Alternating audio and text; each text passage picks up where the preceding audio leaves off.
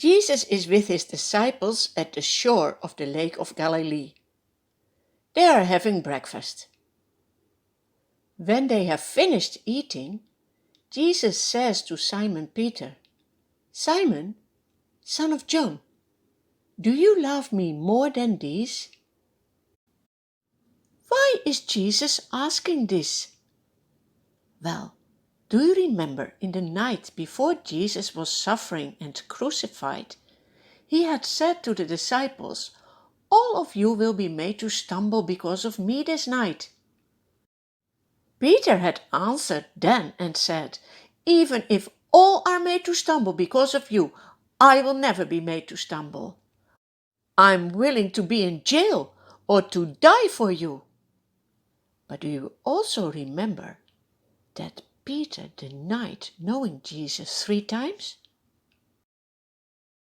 Now Peter needs to answer Jesus' question if he loves him more than the others.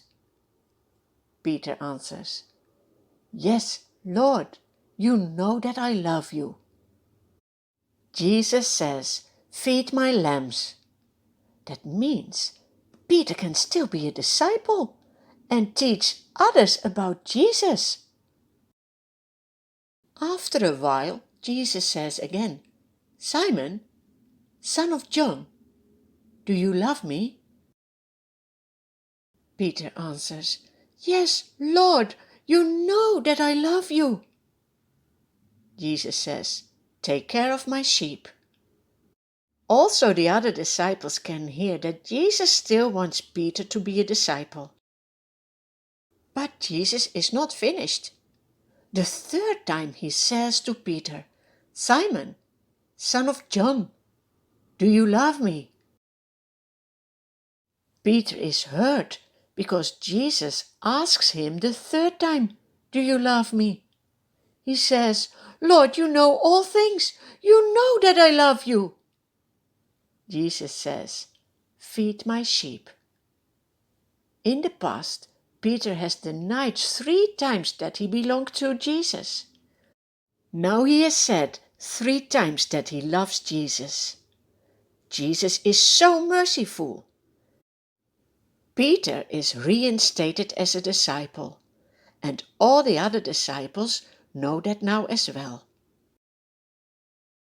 Jesus then tells Simon Peter how he will die to glorify God. He says, "Very truly, I tell you, when you were younger, you dressed yourself and went where you wanted.